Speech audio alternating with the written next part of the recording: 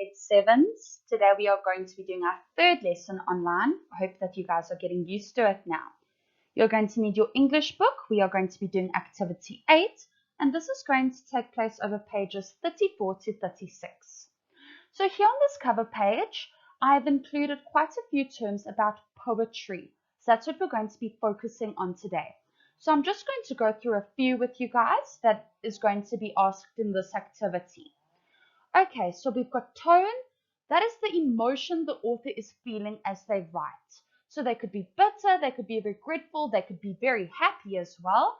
So tone is the feeling that they are trying to portray as they are writing a poem. Then we've got onomatopoeia. So this is the use of words whose sound suggests their meaning. So, for example, splash, bang, sizzle, cackle, moo.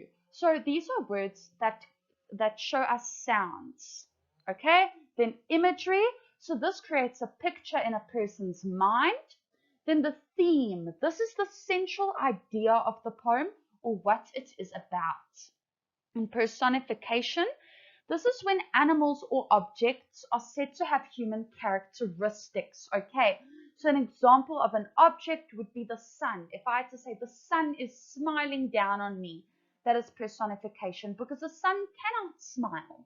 So I'm given something that is not animate, a human quality. Then there's enjambment, and this is when a sentence runs over a couple of lines. And then rhyme. When two or more words have the same sound at the end of a sentence, it is a rhyme. For example, I love my mother. I also love my brother.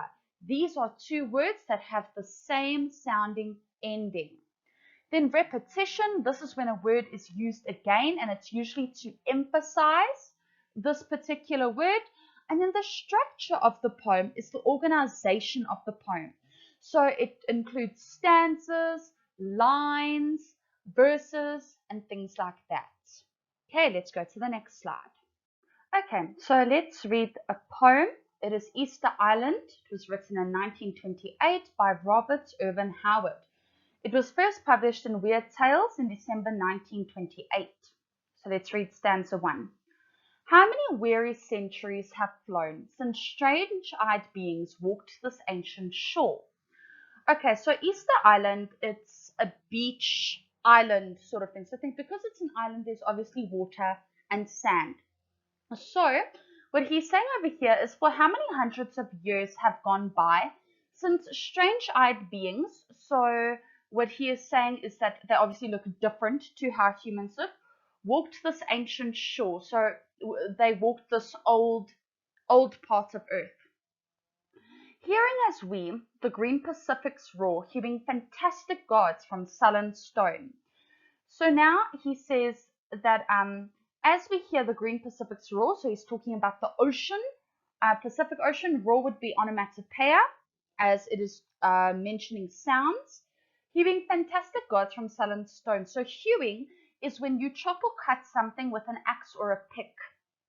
And so these idols or pieces of stone that have been hewed, I'll show you a picture of them.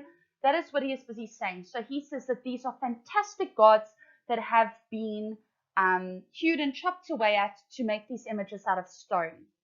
The sands are bare, the idols stand alone. So there's no human activity on this island. Impotent gainst the years was all their law. So impotent means to be powerless or helpless. So it's saying helpless against the years was all their law. Now law is refers to traditions or knowledge about certain things that have usually been passed down from person to person. Okay, so here he's busy saying that these gods are powerless as all of the knowledge about them that's accumulated over the years has not been passed down. So people don't actually know where these idols came from. They are forgotten ages dim and hoar. Yet still then the long tide surges drone. So he's saying even though it's been forgotten or it hasn't been spoken about how these idols have been made, the tide surges on. So this means that you still hear a low humming of the ocean. So once again, this is onomatopoeia. Okay, stanza 2. What dreams had they that shaped these uncouth things? Before these gods, what victims bled and died? What purple galleys swept along the strand that bore the tribute of what dim sea kings?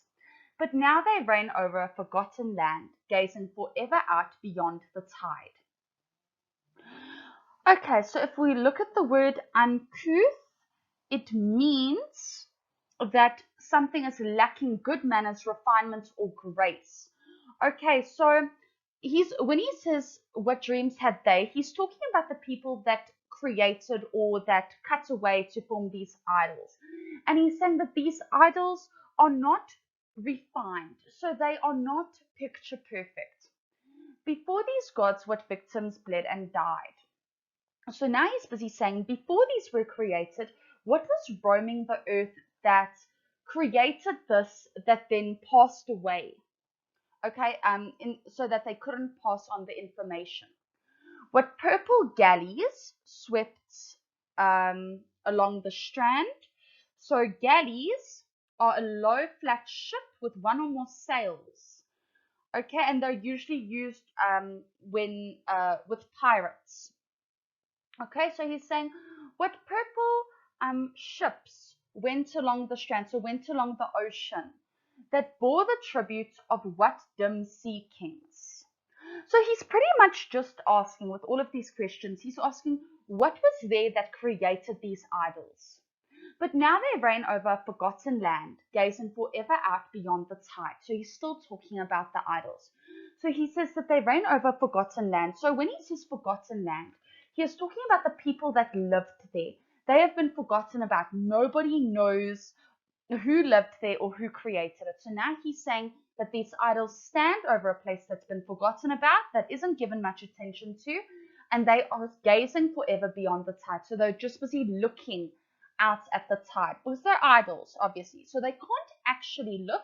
So this is personification. Okay, but it's just because they are facing the tide. Then we've got the definition of whore, and it's grayish, white, grey, or grey-haired with age. Okay, good. Let's look at the questions. Okay, so first, here we've actually got, these are the idols that it is talking about. So you can see that they're not very refined. You can see that they've got very, very large noses and very strong faces, if that makes sense. So there's nothing graceful about the appearance of these. And then you can see that they are surrounded by an ocean. So this is why we said earlier it is an island. Easter Island is what this poem is about. So now we've got the questions. What is the rhyme scheme of the first stanza of this poem? So remember that rhyme schemes would be A, B, B, C, C, or it could be A, B, C, A. It depends. So with this, you need to actually look at the poem, and the first word will be A. Then if the second word at the end of the line rhymes with A, it will be AA. If it's a different rhyming, for example, so just to give an example, let's say I have a mother, I have a brother. That would then be an AA rhyming scheme. But if it said I have a mother, I have a dad, that would be an AB rhyming scheme because dad does not rhyme with mother. And then whatever words rhyme with the letters that you've already given, then that is going to be labeled the same letter. For example, I have a mother, I have a dad, I have a brother. So then your rhyme scheme would be ABA because mother and brother rhyme, but dad does not. 2. The following verses come from the end of the first stanza. The sands are bare, the idols stand alone. Impotent gainst the years was all their law. They are forgotten ages dim and hoar, yet still as then the long tide surges drone. In 2 sentences, sum up the message that they convey. Okay, so based off what I explained to you while going through the poem, you need to say in your own words what this poet is busy saying with these few lines. 3. What does the word uncouth in line 9 mean? I did explain that to you. 4. Rewrite the following 2 verses in your own words. But now they reign over forgotten land, gazing forever out beyond the tide. I discussed that with you as well, so just go through it. Okay, then here we've got the rest of the questions. 5. Write down an example of a compound noun from the poem. Now you can see in the image next to that, I've put there, what are compound nouns? Compound nouns are two or more words combined to form a noun. An example would be butter and fly. They are two separate words, two separate nouns, but when we put them together, they make the word butterfly. Then 6, it says, quote one word from the poem, which means the same as powerless or ineffective. I did explain that to you. Now remember, when they say quote, you need to use your quotation marks, which I have put in the image next to this question. 7. Quote and explain an example of personification in this poem. Okay, I did go through that with you. Then 8, what would you say is the most important theme or message from this poem?